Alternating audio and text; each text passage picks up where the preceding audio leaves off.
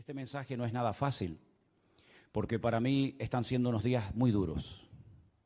Me costó muchísimo hasta cantar esta tarde, porque la Biblia dice que para cantar hay que estar alegre, y el que está triste tiene que ponerse a orar. Así que a mí me hubiera gustado más estar orando que cantando, por lo menos en el día de hoy. Porque como bien saben ustedes, y como me han dicho muchos amigos míos en Israel, vives en España, pero tu corazón está aquí. Yo sé positivamente que nunca más volveré a encontrar al Israel que conocí durante más de 20 años. Las cosas van a cambiar completamente en Israel, en Oriente Medio y en el mundo entero. Porque esto no ha hecho más que empezar. Nunca más volveremos a sentir y a disfrutar como disfrutábamos caminando por las calles de Israel, aunque volveremos, si Dios, esa es su voluntad, volveremos, y en cuanto se abra la frontera, el primero en coger un avión e ir para allá voy a ser yo. Pero sé positivamente que el mundo espiritual ha cambiado. ¿Saben que la palabra jamás, que tantas veces se ha oído en estos días, aparece 39 veces en la Biblia? 39 veces. La primera vez que aparece el término jamás, aparece en el libro del Génesis, cuando el Señor miró a la tierra y dijo que vio al jamás. ¿Sería aquello un acto profético? ¿Sería que el Señor miró a la tierra y dice que vio, en español dice violencia, pero dice que Él miró a la tierra y vio al jamás? Y lo va repitiendo 39 veces a lo largo de diferentes libros del Antiguo Testamento. Y dice que por ver el jamás en la tierra decidió destruirla y empezar de cero.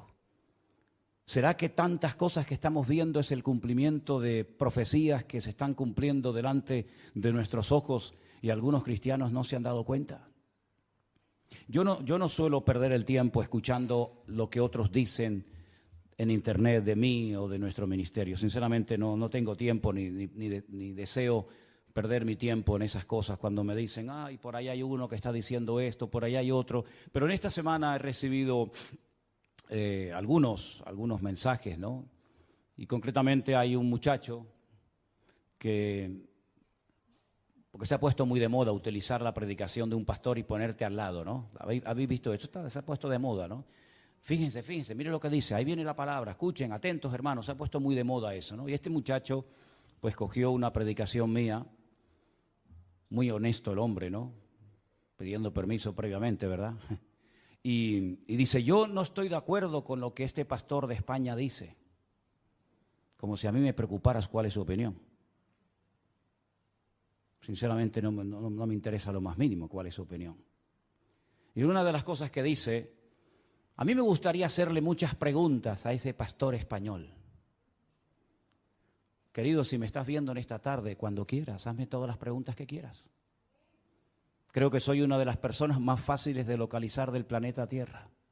Vivo en la isla de Tenerife, concretamente en Santa Cruz de Tenerife. Nuestra iglesia está en la calle Garcilaso de la Vega, número 13. Cuando quieras puedes venir y te respondo a todas las preguntas que quieras, no hay ningún problema. Pero no mientas cuando dices que quieres hacerme muchas preguntas y no las haces. La palabra de Dios nos enseña que los últimos tiempos van a ser tiempos muy difíciles, muy complicados. Y el mensaje de hoy me va a costar un poco compartirlo porque hay tanto material sobre lo que quiero decir. Y yo me he dado cuenta que en los últimos años ha habido como una especialidad que se ha puesto de moda y son los predicadores que predican sin espada. Es decir, los predicadores que motivan a sus audiencias, a sus congregaciones. Y claro, cuando oyes a esos hombres con ese léxico, con esas palabras, con ese carisma que tienen, la gente sale allí inflada, ¿no? Porque, claro, son mensajes que no te comprometen, son mensajes donde todo es serás y tendrás y serás. Dios está contigo, te va a bendecir, te va a abrir puertas, etcétera, etcétera, ¿no?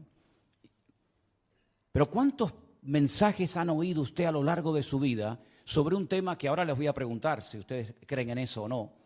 La ira de Dios.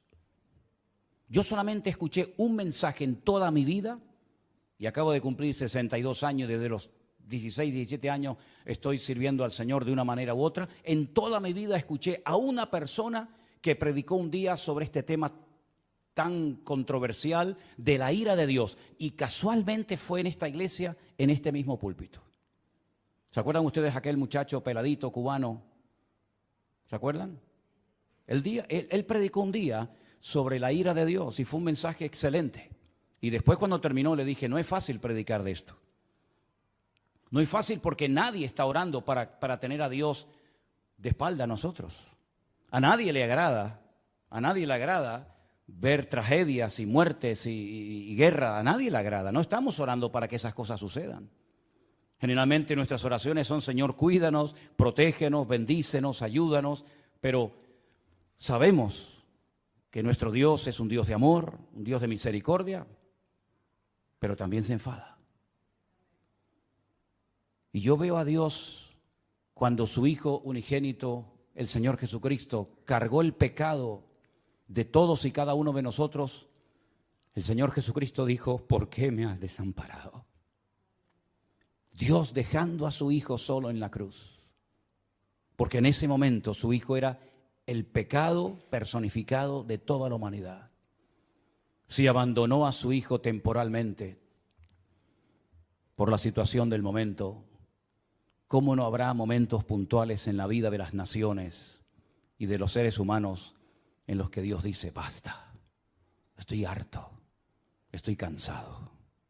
La pregunta que les quiero hacer es, ¿ustedes creen que este tema de la ira de Dios es un mito, es una fábula, es una metáfora, es algo de lo cual se habla, pero que en el fondo no es realmente así? Dios no se enfada, Dios no se enoja. Hay momentos en los que es verdad, Dios bendice, hace milagros, saca a su pueblo de la esclavitud, les da el maná, los protege de los enemigos, pero también hay un montón de versículos, cientos, miles de textos, donde Dios dijo, cuando claméis no os voy a oír. Porque cuando yo llamé no me respondisteis. Y estoy harto de vuestros holocaustos y de vuestras ofrendas y de vuestras fiestas solemnes. Y por cuanto llamé y no quisisteis, vuestra casa quedará desierta. Y si te parece poco, hay un libro que contiene unas palabras que son impresionantes, son tremendamente impactantes y durísimas. Permítame que se las lea. Ahora les digo dónde voy a estar leyendo. Acuérdate, oh Señor, de lo que nos ha sucedido. Mira nuestro oprobio y mira nuestra herencia, cómo ha sido traspasada a extraños. Nuestra piel se ha ennegrecido como un horno a causa del hambre. Han violado a nuestras mujeres, a nuestras vírgenes las han violado y han colgado a nuestros príncipes y no respetaron a los ancianos. Se han llevado a los jóvenes y los muchachos han desfallecido. Los jóvenes dejaron de cantar. Cesó el gozo en nuestro corazón. Nuestra danza se ha convertido en luto. Cayó la corona de nuestras cabezas. Ay de nosotros, Señor, porque pecamos. Por esto se entenebrecieron nuestros ojos. Mas tú, Señor, permaneces para siempre y tu trono de generación en generación. No estoy leyendo un poema, estoy leyendo la Biblia en el capítulo 5 del libro de Lamentaciones. Es tremendo, ¿verdad? Es tremendo cuando Dios dice, basta, hasta aquí hemos llegado, se acabó. Es tremendo cuando Dios le dice a su pueblo, no voy a oír vuestras oraciones, no voy a estar presente en vuestras fiestas solemnes, no voy a oír. El cielo lo haré de bronce y vuestras oraciones no pasarán del techo. Es tremendo, ¿verdad? Cuando Dios ha permitido cosas tremendas en la historia que han afectado a millones de personas, como por ejemplo el diluvio. ¿Cuántas miles de personas habrán muerto en el diluvio, hermanos? Bueno, nadie lo puede saber con exactitud, pero yo creo que murieron miles de personas en el diluvio. Algunos dirán, bueno, millones. Bueno, está bien, millones. ¿Y quién mandó el diluvio, hermanos? ¿Quién mandó el diluvio? ¿Quién le dijo a Noé, prepárate porque yo voy a mandar un diluvio a la tierra? ¿Quién fue el que destruyó las ciudades de Sodoma y de Gomorra? Si no fue tu Dios, ¿quién fue entonces? A mí me hace gracia cuando hay gente que dice, es que el Dios del Antiguo Testamento es completamente diferente al Dios del Nuevo Testamento. Y eso es muy peligroso hablar así. Porque estás hablando como que hay dos dioses, uno malo y uno bueno. Uno que está siempre enfadado y enojado, y otro como que es benevolente, como Papá Noel o como San Nicolás, como lo llaman en otros países, ¿verdad? Que nos concede todo y no importa lo que hagamos. Pero esa no es la enseñanza bíblica. La enseñanza bíblica es que hay un solo Dios. Y el del antiguo es el del nuevo, y el del nuevo es el del antiguo, y no hay otro Dios. Lo que pasa es que hay momentos en los que Dios actúa con infinita misericordia y nos sorprende, y a pesar de nuestras rebeliones y desobediencias nos cuida y nos bendice, pero dice, y lo he leído varias veces en esta semana, no lo hago por ustedes, que os quede claro, no lo hago por vosotros, sino para que mi nombre no siga siendo pisoteado y blasfemado entre vosotros. ¿Me da cuenta? ¿Y quién permitió la destrucción del primer templo de Jerusalén? ¿No fue Dios? ¿Quién le dio autoridad a Nabucodonosor para que quemara el templo y se llevara los tesoros a Babilonia y rompiera la ciudad de Jerusalén y durante 70 años no pudieran volver a su tierra? ¿Quién fue? ¿No fue Dios? ¿Y quién fue el que permitió la destrucción del segundo templo de Jerusalén, donde se cree que murieron 1 millón de judíos en la destrucción de la ciudad de Jerusalén? Y todas las matanzas y todas las guerras y todos los ríos y ríos de sangre que se podía haber evitado a lo largo de la historia. ¿Y quién fue el que permitió la Shoah? La Segunda Guerra Mundial. ¿Quién permitió todo aquello? Claro, hay predicadores que se han especializado en mensajes que motivan a la gente, ¿no? En mensajes de aliento, de ánimo. Hay tantos profetas y tantos pseudoapóstoles que cuando uno habla de la ira de Dios, del enojo, del enfado de Dios, como que se les mueve el piso porque dicen, no, yo no estoy de acuerdo con eso. Vuelvo a repetirles, yo no estoy en este lugar para que ustedes me aplaudan o me sigan o me admiren. Yo no estoy en este lugar para tener cada vez más audiencia y que la gente diga en los comentarios, estoy de acuerdo con usted, pastor, estoy de acuerdo. Y aunque estuvierais en contra, me da exactamente igual, porque voy a seguir predicando lo que Dios dice en su palabra, independientemente de la reacción de la gente. En esta semana me han llamado miembro de Hamas, me han llamado nazi. En esta semana me han llamado de todo, porque no están de acuerdo con el mensaje sobre todo que di el domingo pasado y con la reflexión que di esta semana sobre estos acontecimientos. Pero yo quiero que una vez más vayamos a la palabra de Dios para que veamos que a veces la historia se vuelve a repetir. Claro, son otras personas, son otros nombres, otros momentos de la historia, pero se vuelven a repetir los mismos errores, pecados y defectos que otros cometieron. Vamos a comenzar a leer en Segunda de Crónicas, el capítulo 14. Y vamos a ver cómo Dios aguanta y soporta y tiene infinita misericordia, pero hay momentos en los que Dios tiene que hablar y actuar e intervenir en la historia. En el capítulo 14 de Segunda de Crónicas se relata la historia de un rey del sur de Judá llamado Asa. Era el hijo de un rey llamado Abías. Este rey, dice en Segunda de Crónicas capítulo 14, versículo 1, después Abías durmió con sus padres y fue sepultado en la ciudad de David. Y reinó en su lugar su hijo Asa, en cuyos días tuvo sosiego el país por 10 años. Si parece ser que durante 10 años estuvieron tranquilos, no pasó nada.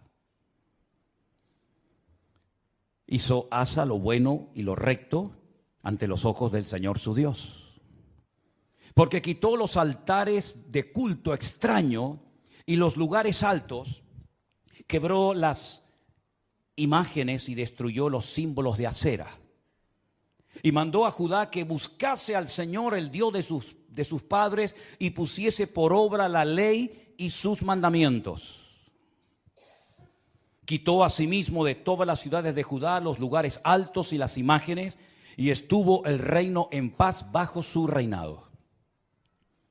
Edificó ciudades fortificadas en Judá, por cuanto había paz en la tierra y no había guerra contra él en aquellos tiempos, porque el Señor le había dado paz.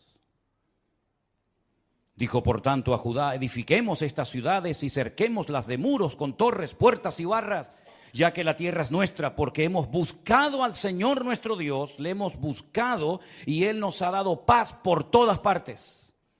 Edificaron pues y fueron prosperados. Si se terminara la historia de Asa con este versículo, podríamos decir que Asa fue un buen rey.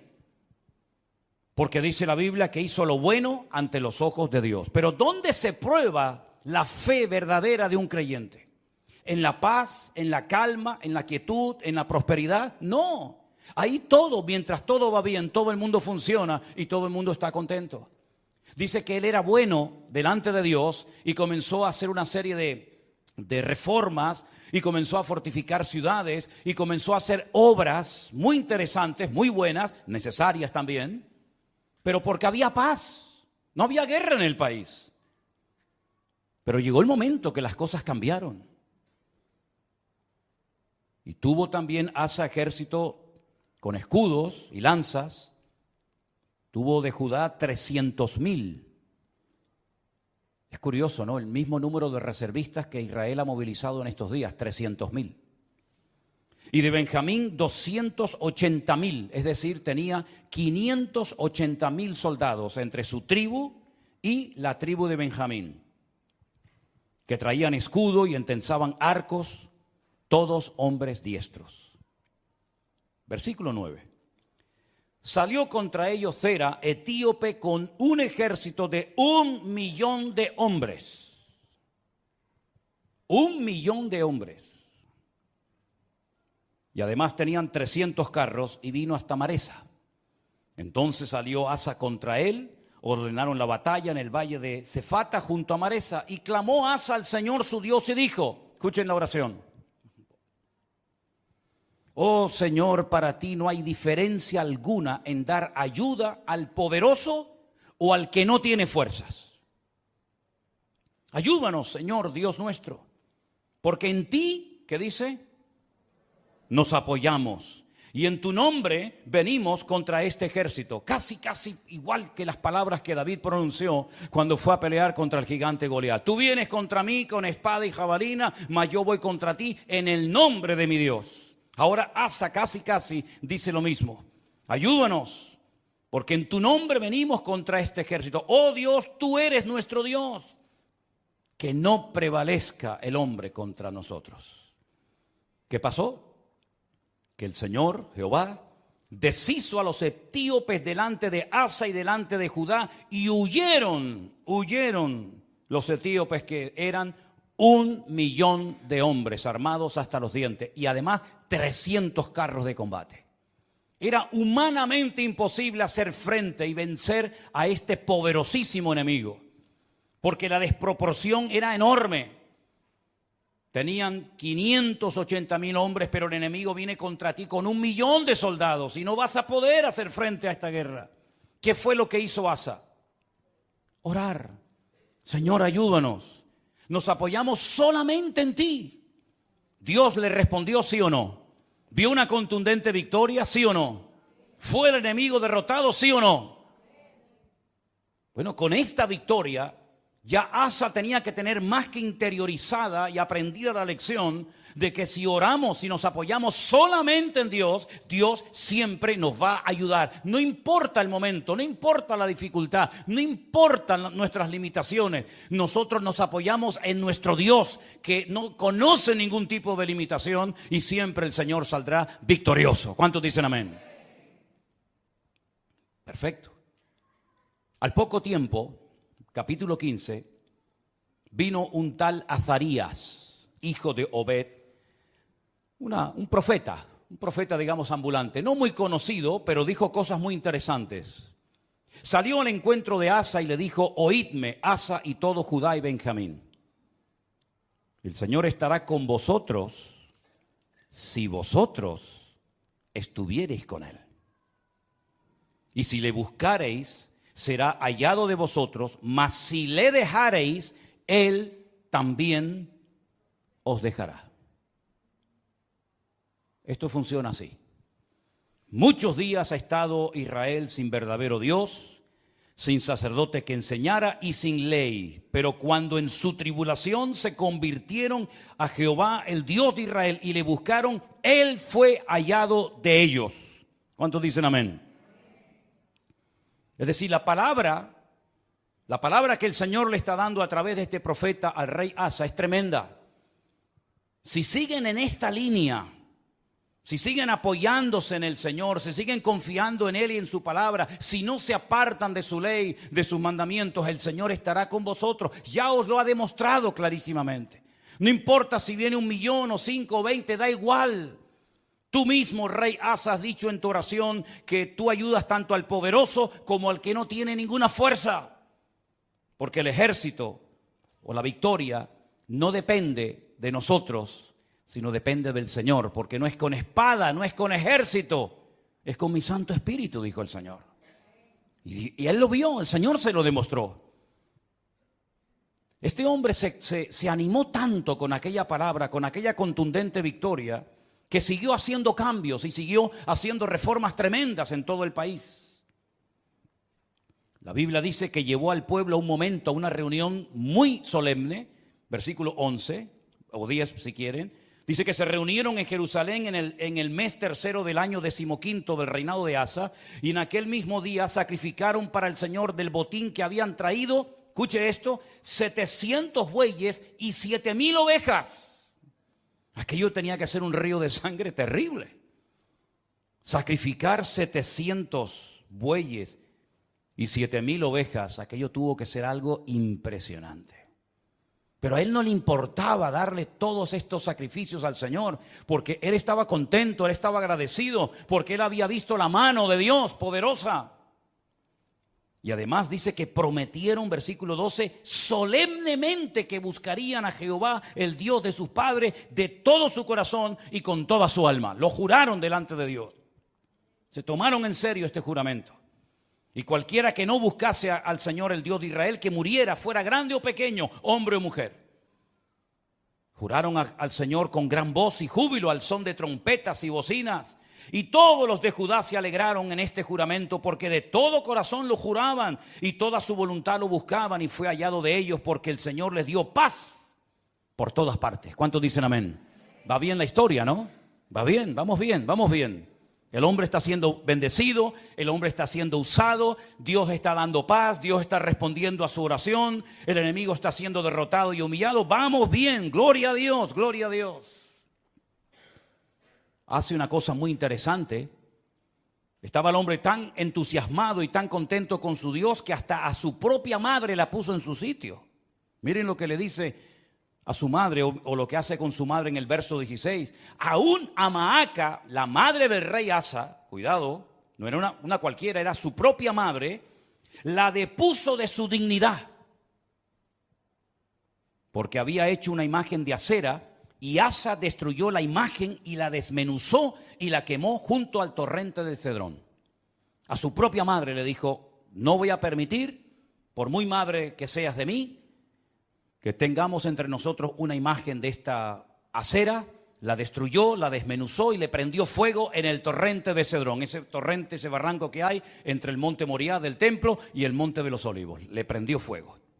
Y en el versículo 18 dice que trajo a la casa de Dios, al templo, todo lo que su padre había dedicado y lo que él había consagrado. Y dice: plata, oros, utensilios, llevó un montón de cosas. La generosidad brotó en su corazón.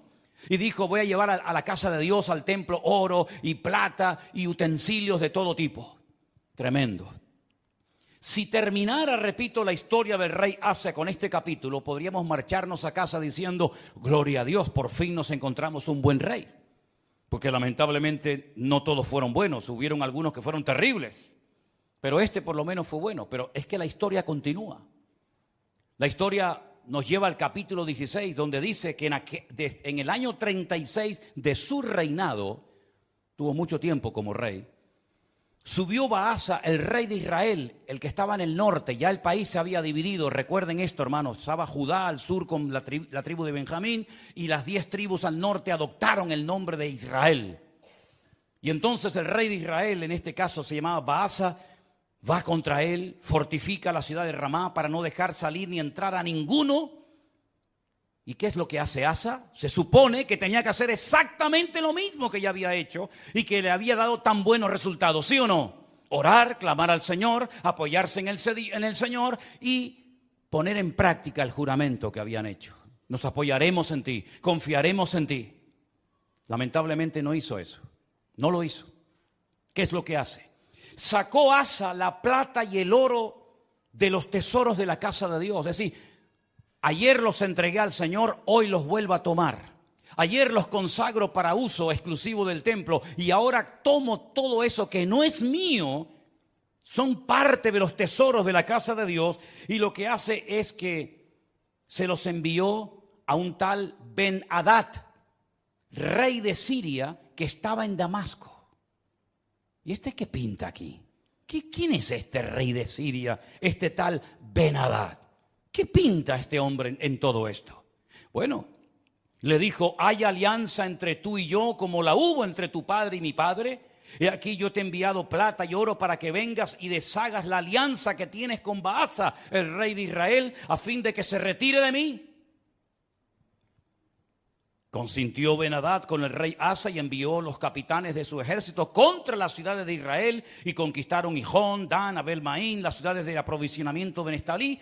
Y oyendo esto, Baasa cesó de edificar a Ramá y abandonó su obra.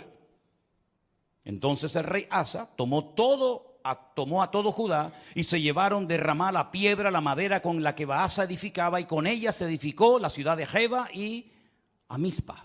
Problema solucionado. Ya está. Pero esto no fue agradable ante los ojos de Dios, porque aunque humanamente hablando se salió con la suya, le doy dinero a un rey de Siria, Ben-Hadad, para que me apoye en la guerra, para que se ponga en contra de mi enemigo. Yo le pago, yo le doy una cantidad enorme de dinero, aunque vacíe la casa de Dios, y así me quedo tranquilo. Pero es que resulta que en aquel tiempo a los profetas, y lo dicen otros textos de la Biblia, se les llamaba videntes, porque eran los que veían, los que leían las circunstancias, los que interpretaban el mundo espiritual. Por eso se les llamaba por un tiempo a los profetas videntes, porque veían más allá de lo natural. Porque lo natural, como he dicho muchas veces, es un reflejo de lo espiritual. Y ahora viene este vidente, este profeta, y le dice al rey Asa: por cuanto te has apoyado en el rey de Siria y no te apoyaste en el Señor tu Dios, por eso el ejército del rey de Siria se escapó de tus manos. Los etíopes y los libios no eran un ejército numerosísimo con carros y mucha gente de a caballo. Le recuerda el pasado, le recuerda la historia, lo que Dios hizo por él. Con todo, porque te apoyaste en Jehová, Él los entregó en tus manos. Porque los ojos del Señor contemplan toda la tierra para mostrar su poder a favor de los que tienen corazón perfecto para con Él. Y ahora le dice: locamente has hecho esto. Locamente has hecho esto. Porque de aquí en adelante habrá guerra contra ti. Has abierto una brecha, has abierto una puerta en el mundo espiritual, y a partir de hoy tu vida va a cambiar radicalmente, pero para mal, no para mejor. ¿Qué hubiera hecho usted, hermano y hermana, o yo, si nos viene un profeta como este, Hanani, y nos amonesta y nos dice esta palabra? ¿Qué hubiéramos hecho? Señor, perdóname, lo siento. Así como el profeta Natán, ¿se acuerdan cuando fue a la casa del rey David y le dijo: tú eres ese hombre, tú has pecado por culpa tuya? El nombre de Dios ha sido blasfemado y pisoteado en el mundo de los gentiles. Y David dijo: Señor, perdóname, no quites de mí tu Santo Espíritu, ¿verdad? Y ten piedad de mí, etcétera, etcétera. Lo mismo tendría que haber hecho Asa, ¿sí o no? Era un hombre de Dios, conocía la palabra, había visto el poder de Dios en su vida, en su reinado. Lo lógico hubiera sido decir: perdóname, Señor, lo siento mucho, he dado un mal ejemplo al país, sacando los tesoros de la casa de Dios y dándoselos a un pagano para que me ayude, como si no tuviéramos un Dios más poderoso que el rey de Siria, Ben-Hadad. ¿No te das cuenta, querido hermano, que cada vez que te apoyas en algo o en alguien que no es Dios, el que se lleva la gloria no es Dios, sino el que en la persona en la que te has apoyado? Locamente has actuado. Tú, un hombre de Dios, no tiene que actuar de esta manera. Un pueblo que conoce a su Dios no puede caer en estos errores. ¿Qué dije el domingo pasado? Hay cosas que se hacen en este país, o en el tuyo, o en muchas naciones de la tierra, que no es que estén bien, pero bueno, digamos que no afectan tanto al mundo espiritual. Pero Israel no puede permitirse ser como los demás. Israel no puede imitar a los demás perdiendo su identidad, apoyándose en lo que nunca tenían que haberse apoyado y olvidándose de su Dios. Porque Israel no es un país cualquiera. Israel tiene que ser un punto de referencia para todo el mundo. Tiene que ser una luz entre las naciones, que ese fue el propósito por el cual, o uno de los propósitos por el cual Dios los llamó. Así que has actuado locamente porque tú tenías que haberte apoyado en el Dios Todopoderoso, que te ha demostrado que es un Dios poderoso y que no importa si vienen 1 millón o 20 contra ti, el Señor te va a librar. Y como hemos cantado esta tarde, y espero que no solamente haya sido una canción, sino algo que tenemos claro en nuestra vida: por un camino vendrán y por 7 huirán.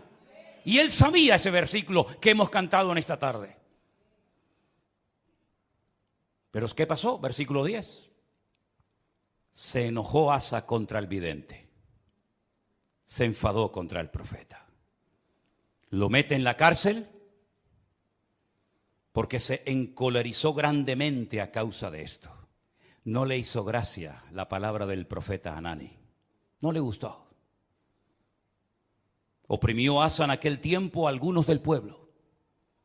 Mas he aquí, los hechos de Asa, primeros y postreros, están escritos en el libro de los reyes de Judá y de Israel. Ahora escucha bien. En el año 39, pocos años después de su reinado, este rey enfermó gravemente de los pies. Y en su enfermedad, ¿a quién buscó? A los médicos. Como diciendo, ni en mi enfermedad me voy a humillar delante de Dios. No está mal ir a los médicos, ni mucho menos. El Señor dice en su palabra: yo envío sanidad y medicina a mi pueblo. Pero la actitud de Asa es de soberbio, es de arrogante, es decir, estoy enfermo, si clamara al Señor, Dios me podría sanar, pero no lo voy a hacer, porque no quiero saber nada de ese Dios. Y dice que en su enfermedad buscó a los médicos en vez de a Dios. Al final, murió. En el año 41 de su reinado, lo sepultaron en los sepulcros que él había hecho para sí en la ciudad de David. Lo sepultaron en un ataúd y le llenaron de perfumes y de diversas especies aromáticas preparadas por expertos perfumistas, e hicieron un gran fuego en su honor. Perfumes para el muerto. Y ahí se acaba la vida y el reinado de Asa. ¿Qué les parece? ¿Qué les parece? Bueno, esto al fin y al cabo es una historia del pasado, de la cual podemos extraer ciertas y determinadas aplicaciones y lecciones para nuestra vida. Pero ¿saben qué? El hombre no aprende. El hombre no aprende. Sigue cometiendo los mismos errores, los mismos pecados, y en vez de apoyarse solamente en Dios, que los ha librado tantas veces de ser destruidos y tragados por sus enemigos, vuelven a apoyarse en ejércitos extranjeros, en la ayuda de hombres, en vez de apoyarse única y exclusivamente en su Dios. Hemos leído en esta tarde, espero que hayan prestado atención: el Señor es mi luz y mi salvación. No temeré lo que me pueda hacer el hombre. Ellos tienen una palabra que dice: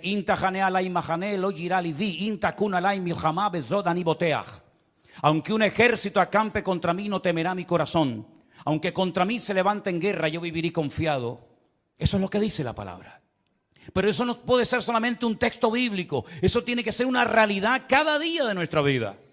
Dejemos por un momento a Israel a un lado. Tú, cuando tienes problemas económicos, y cuando tienes problemas matrimoniales, o cuando tienes problemas de cualquier otra índole, ¿en quién te apoyas? ¿En quién pones tu confianza? A ver si nos va a pasar lo mismo que a Asa. El Señor libró a su pueblo de la esclavitud. Podían haber muerto todos en Egipto. De hecho, estaban lanzando a los niños al río Nilo para que murieran. Podían haber muerto en el cautiverio en Babilonia. De hecho, dice que algunos de ellos los lanzaban a hornos de fuego y a otros los lanzaban a fosos llenos de leones. Podían haber muerto en la Edad Media, cuando la corona española junto con la Inquisición comenzó a matar gente por todas partes de España, incluido también a ellos. Podían haber desaparecido en la Segunda Guerra Mundial, podían haber perecido en cualquier otro momento de la historia, pero Dios siempre, siempre ha tenido misericordia de ese pueblo. Cuando estaban con la soga hasta el cuello, en su angustia invocaban a Dios y Dios les respondía. Y han demostrado a lo largo de la historia que no importa si son poquitos o muchos, la mano del Señor siempre ha estado con ellos. En 1967, 5 naciones tremendamente poderosas con un odio tremendo contra ellos. Porque no solamente sus enemigos se conforman con echarlos al mar, como decían los jordanos en su momento, con echarlos al agua, sino con arrasarlos, que no haya ni un solo judío en toda la faz de la tierra, nunca más. Ya lo intentaron los griegos, lo intentaron los romanos, ya lo intentó mucha gente. Y en aquellos días, una semana de guerra para vencer a 5 naciones, a 5 potencias militares en 7 días. Y al 7º reposaron. Fue más que suficiente para demostrar al mundo que el Dios de Israel es el Dios todopoderoso. Porque ahora no hacen lo mismo. Porque no claman a Dios. Uno tiene que tener una lectura diferente a lo que dicen los medios de comunicación, la prensa, la radio, la televisión, porque si no caemos en el mismo error de los demás. Hablamos como los demás, opinamos como los demás. ¿Qué es lo que está pasando allí ahora mismo? ¿Qué es lo que está sucediendo espiritualmente hablando? Que de eso no te va a hablar nadie. Te va a decir que se quedaron dormidos, te va a decir que se despistaron, te va a decir que estaban de relajo, de fiesta, te van a decir 20.000 cosas, que falló el Moshá, que falló el Chimbet, que falló todo. Pero ¿quién va a dar una lectura espiritual de toda esta cuestión? Nuestra fuente de información no es Internet. Nuestra fuente de información no son los periodistas. Nuestra fuente de información es la Biblia, es la palabra de Dios. ¿Cuántos dicen amén? Vamos a ir a la Biblia a ver qué es lo que nos dice, porque hemos visto que cuando una persona se apoya en Dios, no importa si viene 1.000.000 de soldados contra ti, tú lo puedes vencer. No importa si es un gigante enorme, profesional de la guerra, se le puede vencer. No importa si la ciudad tiene doble muralla, se le puede derrotar. Pero también la palabra de Dios nos habla muy claramente que a veces hay ciertas y determinadas circunstancias que frenan la bendición de Dios. En Isaías, capítulo 24, miren qué texto tan impresionante. Isaías capítulo 24, verso del 1 en adelante. Si quieren, así lo leemos. He aquí que el Señor vacía la tierra y la desnuda, y trastorna su faz y hace esparcir a sus moradores. Sucederá así como al pueblo, también al sacerdote, como al siervo, así a su amo, como a la criada, a su ama, como al que compra, al que vende. Se está acoplando el monitor, hermano. Tienes que bajar el monitor. Hace rato se está acoplando. Al que presta, al que toma prestado, como al que da logro, así al que lo recibe. La tierra será enteramente vaciada y completamente saqueada, porque el Señor ha pronunciado esta palabra. Se destruyó, cayó la tierra, enfermó, cayó el mundo, enfermaron los altos pueblos de la tierra. Escucha bien el versículo 5. Ahí está la respuesta. Sube. La tierra se contaminó bajo sus moradores. No estamos hablando de Japón, no estamos hablando de Latinoamérica. Es el profeta Isaías hablándole al pueblo de Dios. Hablando de su pueblo, de su tierra, y les dice, la tierra se ha contaminado debajo de vuestros pies. ¿En qué se basa el profeta para hacer semejante declaración? Ustedes han traspasado las leyes. Número 2, han falseado el derecho y han quebrantado el pacto sempiterno. Quédense con esas 3 cosas. Falsearon el derecho, traspasaron las leyes y quebrantaron el pacto sempiterno. Aquí está la clave, mi hermano. Ahí está la respuesta que Dios da en su palabra. Por supuesto, estudié el texto en hebreo, y cuando dice leyes, dice Torot, porque está en plural. Si fuera la ley, diría Torah, pero como dice las leyes, dice Torot. las leyes de Dios las habéis traspasado, las habéis quebrantado.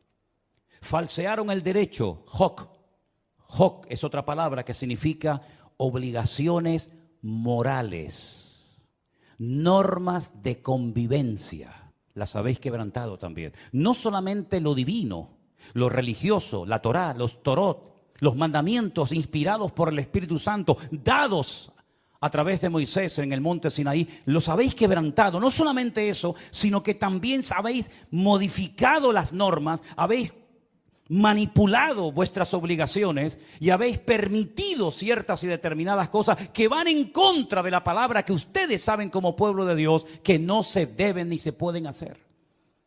Y además de todo eso, lo que ha sucedido es que el pacto sempiterno, fíjate qué palabra tan interesante. Una cosa es eterno, otra cosa es sempiterno. Parece lo mismo, pero no es igual. Nuestro Dios no es sempiterno, nuestro Dios es eterno, porque no tiene principio ni tiene fin. Pero el pacto que Dios hizo con el pueblo de Israel tiene principio y no tiene fin. Por eso se llama un pacto sempieterno. No es un sinónimo, sino es una connotación diferente. Dice el Brit Olam. El Brit Olam en hebreo se ha traducido muy bien en esta ocasión por un pacto que tuvo un principio. ¿Dónde tuvo el pacto ese principio? Vamos a verlo ahora. Para posicionarnos y ver a qué se refiere la palabra de Dios cuando dice que llegaría un momento en la historia en el que el pueblo de Israel quebrantaría los Torot, la ley de Dios, los Hok, las normas de convivencia, las obligaciones de un país y además el pacto sempiterno.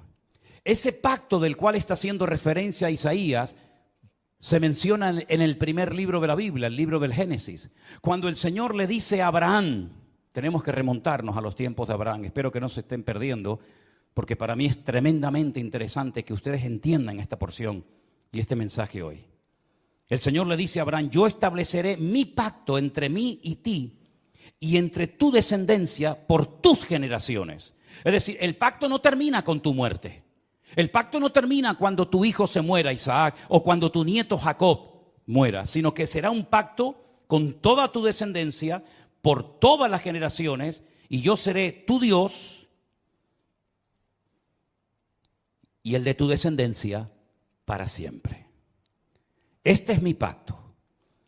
Este es mi pacto, versículo 10. Este no es el pacto que Jesús hizo en el huerto, en Jerusalén cuando dijo, tomad y comed, esto es mi cuerpo. No, ese no es. Este es otro pacto.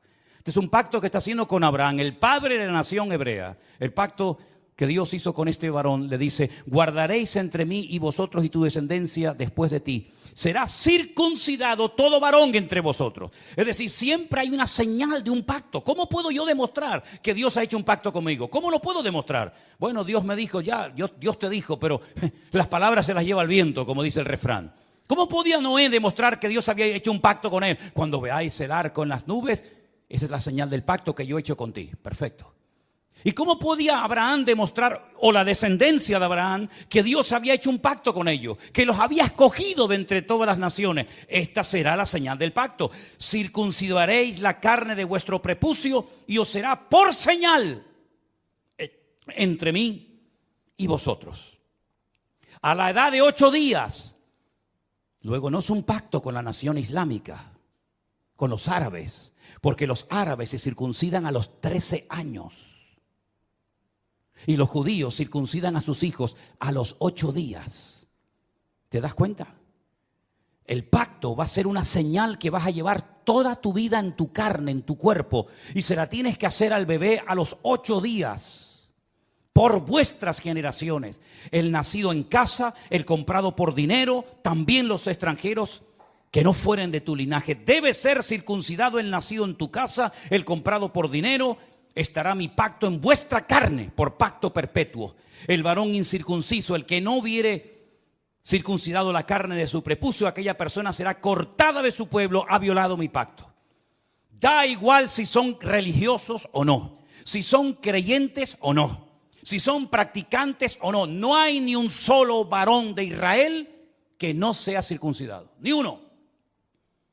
No van a la sinagoga, no leen la Torá, no practican los mitzvot, no se ponen los tefilín, no hacen ningún tipo de manifestación religiosa, pero a nadie se le ocurriría tener un hijo y no circuncidarlo. Eso no se negocia.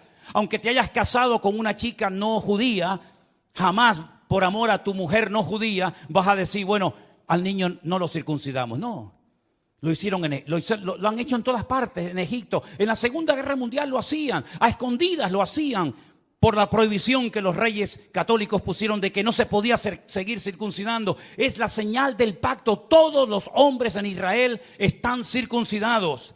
Llevan en su carne la señal de que están bajo un pacto. Lo entiendan o no, ustedes se han metido debajo de un pacto. ¿Cómo se llama Israel? ¿Cómo se llama ese país? Israel, no. Estado judío de Israel.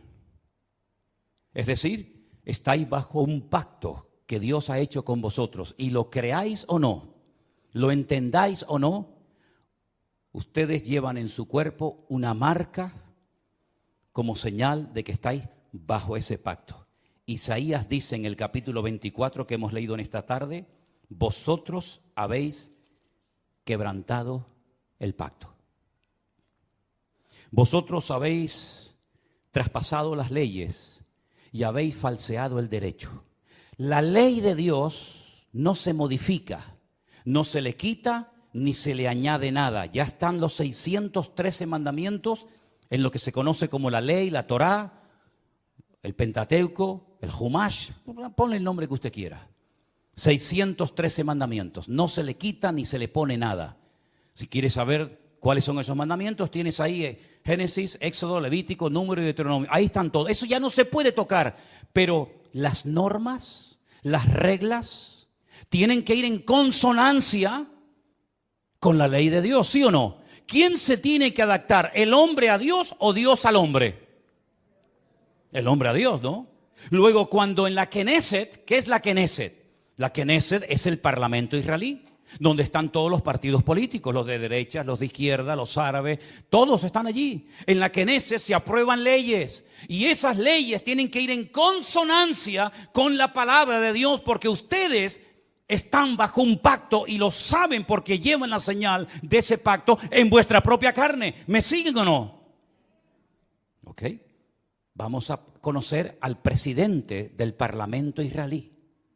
Se los presento a todos ustedes. Ahí lo tienen. El presidente de la Knesset de Israel se llama Amir Ohana, presidente de la Knesset, presidente del parlamento israelí, judío, circuncidado, faltaría más. Veamos lo que nos dice la Wikipedia en su vida personal. El señor Amir Ohana y su pareja Alon Haddad formaron una familia homoparental con un hijo y una hija que concibieron a través de la subrogación gestacional de una mujer de Oregón, Estados Unidos.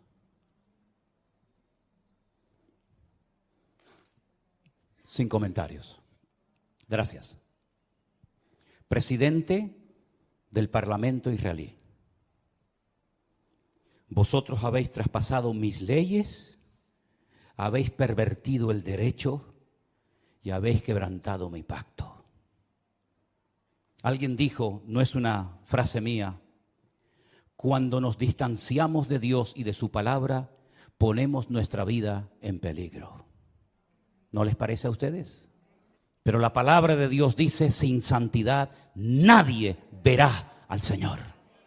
Llámese Israel, llámese sudamericano, llámese latino, llámese como se llama. Sin santidad nadie verá al Señor. No es un título, una nacionalidad, un pasaporte lo que nos salva, sino el apoyarnos única y exclusivamente en Dios y en su palabra. Pero ahora resulta que ya están tranquilos porque el tío Sam les ha dicho, yo estoy con ustedes. Antes se llamaba Ben Haddad, ¿se acuerdan? Ben Haddad. Ahora se llama señor Biden. Pero qué lástima que no haya un Ananí en Israel hoy por hoy. Porque si Juan el Bautista levantara la cabeza y entrara al parlamento israelí, bueno, ya entró en su época, ¿no? Cuando aquel rey llamado Herodes, ¿se acuerdan? ¿Se acuerdan el rey Herodes? Aquel títer, aquel monigote que ni era rey ni nada, pero lo habían nombrado los romanos, le habían dicho, tú vas a ser el rey de Israel. Qué valientes fueron los magos de Oriente, ¿se acuerdan? Cuando vienen seguramente en un viaje de días, de semanas,